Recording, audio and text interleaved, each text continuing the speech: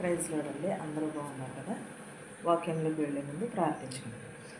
స్తోత్రం స్తోత్రం సర్వోన్నతుల శివశక్తిమంతుల కృపామయుడ మీకు లెక్కలేని స్తోత్రాలు నాయన ప్రభు. వినిచిన వారికి నుంచి వచ్చుచున్న వారికి ప్రతి ఒక్కరికి మారు మనసు దయచే ప్రభు. విరిగి నలిగిన హృదయం దయచే ప్రభు. రక్షణ భాగ్యం దయచే ప్రభు. ప్రతి ఒక్కరికి నాయన ప్రభు నీతిని న్యాయమును ప్రభు ప్రసాదించమని అడుగుచున్నాను నాయన ప్రభు. వాక్యం ద్వారాగా ప్రభు హృదయంలో మారుటకు సహాయం చే ప్రభు. మేము కూడా ప్రభు రక్షణ భాగ్యమును పొందుటకు సహాయం చే ప్రభు. ప్రతి ఒక్కరికి నాయన ప్రభు రక్షణ దయచేయమని అడుగుచున్నాను నాయన ప్రభా.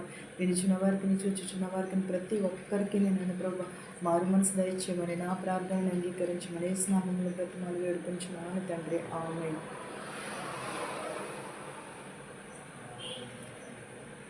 మనము కీర్తనలు 5:12 చదువుకున్నామండి. యెహోవా నీతిమంతులను ఆశీర్వదించువాడు. నీవే కేడముతో కప్పినట్లు నీవు వారిని దయతో కప్పెదవు. ఎలాగ కప్పి ఉన్నాడని యెహోవా నీతిమంతులను ఆశీర్వదించువాడు అని అంటున్నాడు. నీతికి సంబంధించిన బహుమానమును దేవుడు మనకి ఇవ్వబోచున్నాడు. దేవుడు నీతిని గూర్చి మాట్లాడుతున్నాడు, మీ పట్ల కోరుచున్నాడు. అందుకే నేటి వాగ్దానం ఏమని ఉన్నది? కీర్తనలు 5:12 ఇలాగ వ్రాయబడింది. ఏమని? యెహోవా నీతిమంతులను ఆశీర్వదించువాడు. నీవే కేడంతో కప్పినట్లు నీవు వారిని దయతో కప్పెదవని అన్నాడు. కావున నీ నామమును ప్రేమించువారు నిన్ను గూర్చి ఉల్లాసింతురని వ్రాయబడినది. ఆయన నీతిమంతులను ఆశీర్వదించు దేవుడై ఉన్నాడు. అలాగనే నీతి గలవారిని ఆయన వారిని భద్రత చేయుచున్నాడు. ఆవరించి ఉన్న దేవుడై ఉన్నాడు. నీతి అనినది ఎంత ప్రాముఖ్యమైనదో కదా. కనుకనే మీరు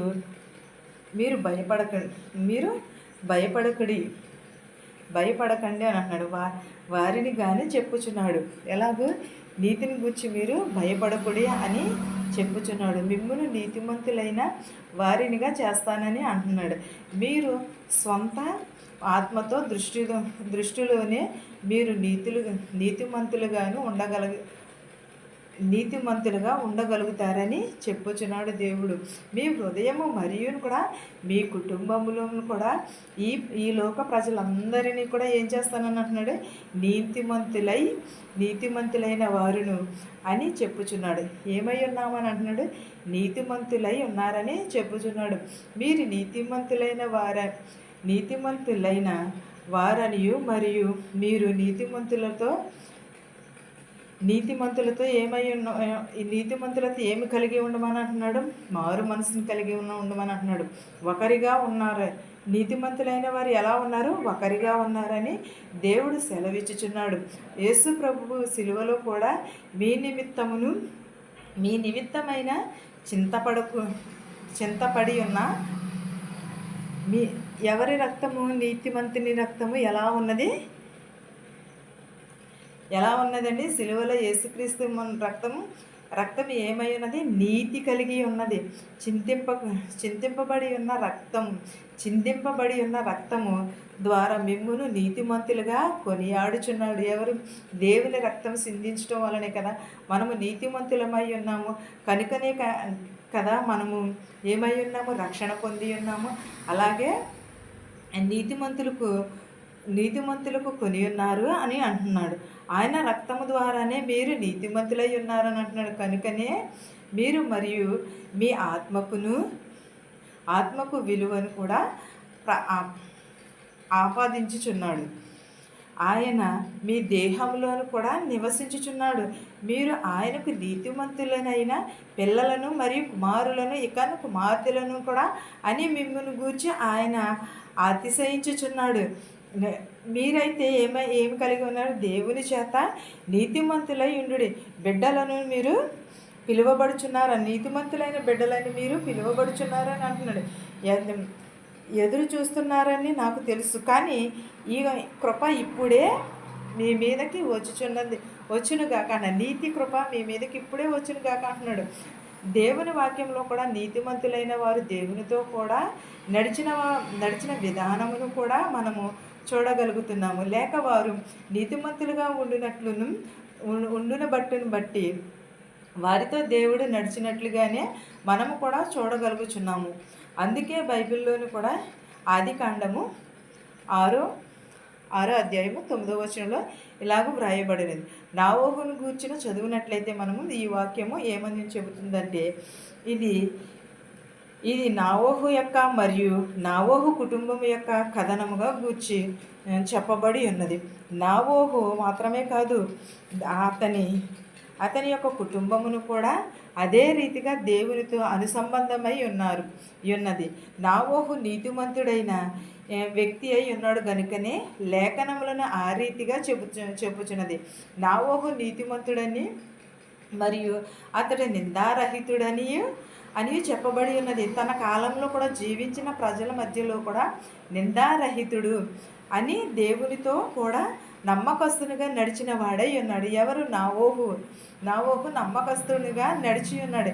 ఇది నీతిమంతుని యొక్క చర్యగా కూడా ఉన్నది.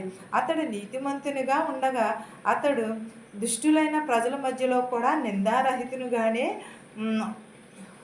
ఉన్నాడని మనం కూడా చూడగలుగుతున్నాము. అవును, రోమా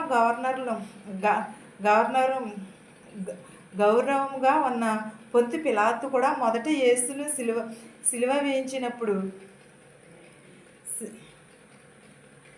యేసు నిలువబడి ఉన్నప్పుడు సిలువకి పొంతు పిలాతు మొదట యేసు నిలువబడి ఉన్నప్పుడు కూడా యేసులో ఏ దోషమును కూడా నాకు కనబడలేదని ప్రజలకు తెలియజేస్తున్నాడు.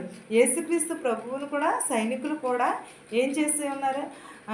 ఆయనను సిలువ వేసినప్పుడు ఆ యొక్క సైనికుడు కూడా ఏమని చెప్పి ఉన్నాడు?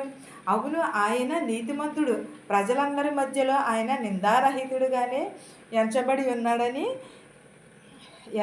ఉన్నాడని కూడా వారు అనుకునిచున్నారు. కానీ దేవుడు నిజంగానే నిందారహితుడు కదా. మొదట దేవునితో కూడా నమ్మకస్తునిగా నడిచి ఉన్నారు కదా. ప్రతి ఒక్కరూ కూడా దేవునితో కూడా నమ్మకంగా నడిచి ఉన్నారు. అనగా మొదట దేవుడు చేయమన్న పని అన్నిటిని సమస్తమును కూడా ఆయన చేసి ఉన్నాడు. ఎవరు? నోవహు గారు. అయినా సరే నాకు ఒకవేళ ఈరోజు మీరు దేవుని స్వరమును వినలేకపోవచ్చేమో, మనం ఈరోజు దేవుని స్వరము వినలేకపోవచ్చేమో, ఆయనను మనము ముఖాముఖిగా చూడలేకపోవచ్చేమో, కానీ దేవుడు తన వాక్కు ద్వారా నాతో కూడా మాట్లాడుచున్నాడు. నాతో కూడా మాట్లాడుచున్నాడు. దేవుడై ఉన్నాడు. దేవుడు తన పరిశుద్ధాత్మ ద్వారా మీ హృదయంలో కూడా మాట్లాడువాడై ఉన్నాడు.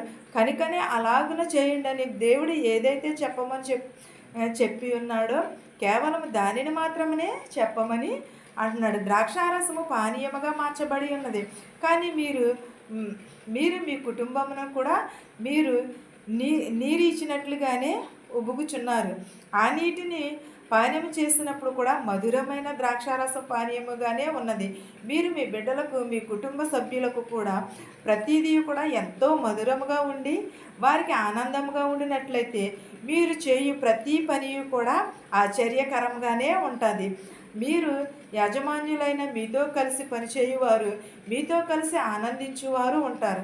అవును, కానీ దేవుడు తనతో కూడా నమ్మకస్తునిగానే నడిచాను. అటువంటి కృపను మీకు అనుగ్రహింపబడునుగాక. ఎలాంటి కృపను? దేవునితో మనము నడిచే విధానమును దేవుడు మనందరికీ కలుగజేయునుగాక. ఆమేన్. ప్రార్థించుకుందాం. స్తోత్రం, స్తోత్రం, స్తోత్రం. సర్వోన్నతుడ, సర్వశక్తిమంతుడా, నీకు లెక్కలేని స్తోత్రాలు చెల్లించుకొనిచున్నాను ప్రభా. విరిగి నలిగిన హృదయమును దయచే ప్రభా, మారు మనసు దయచే ప్రభా, రక్షణ భాగ్యమును దయచే ప్రభా, వినిచిన వారికి, చూచుచున్న వారికి నేను ప్రభా, ప్రతి ఒక్కరికి నేను ప్రభా రక్షణ దయచేయమని అడుగుచున్నాను ప్రభా. మా శత్రువులు, మిత్రులను దీవించినాను, ధనికులనేమి, వేదాలనేమి దీవించినాను ప్రభా. చిన్నవారి మొదలుగా పెద్దవారు దీవించినాను ప్రభా. నేను ఎవరెవరైతే ఏ చేతి పనులు అయితే చేస్తున్నారో వారి చేతి పనులను దీవించినాను ప్రభా. ఎవరెవరైతే ఏ వాహనంలో అయితే నడుపుచున్నారో ప్రభా, వారి వాహనాలతో సురక్షితంగా వారి గృహాలకు చేర్చినాను ప్రభా. ఎవరెవరైతే కుటుంబంలో శాంతిని, సమాధానం లేదు వారందరికీ శాంతి, సమాధానం దయచే ప్రభా. మా దేశాలని, మా సంఘాలను దీవించినాను ప్రభా. ఇతర దేశాలు పని చేసుకుంటున్న వారికి ప్రభా శక్తిని బలముని దయచే ప్రభా, పని లేని వారికి పని దయచే ప్రభా, యుద్ధాలను ఆఫ్ చేయమని అడుగుచున్నాను నాయన ప్రభా. ప్రతి ఒక్కరికి మారు మనసు దయచే ప్రభా, ప్రతి ఒక్కరికి విరిగిలేని హృదయం దయచే ప్రభా, ప్రతి ఒక్కరికి రక్షణ భాగ్యం దయచేయమని అడుగుచున్నాను నాయన ప్రభా. ప్రతి ఒక్కరికి ప్రభా విరిగి నలిగిన హృదయం దయచేయమని నా ప్రార్థనని నీ పాసాన్ని చేర్చుకొని వేస్తున్నామని బ్రతమాలి వేడుకొనిచున్నాను తండ్రి. ఆమె పరలోకమందున మా తండ్రి, నీ నామం పరిశుద్ధపరచబడును గాక, నీ రాజ్యం వచ్చును గాక, నీ చిత్తము పరలోకమందు భూగంధ నెరవేరినట్లును మనుదిన ఆహారం నేడు మాకు దయచేయము. మరణస్థులను మేము క్షమించిన ప్రకారము మరణములను క్షమించుము. దుష్టు నుండి శోధన నుండి తప్పించుము. రాజ్యమును శక్తియు మహిమయు నిరంతరము నీవై ఉన్నావు మా తండ్రి. ఆమె చూచుచున్న వారికి వినుచున్న వారికి సదాకాలముని కృపతోడై ఉండును గాక. ఆమెన్. ఆమెన్. అందరికీ వందనాలండి.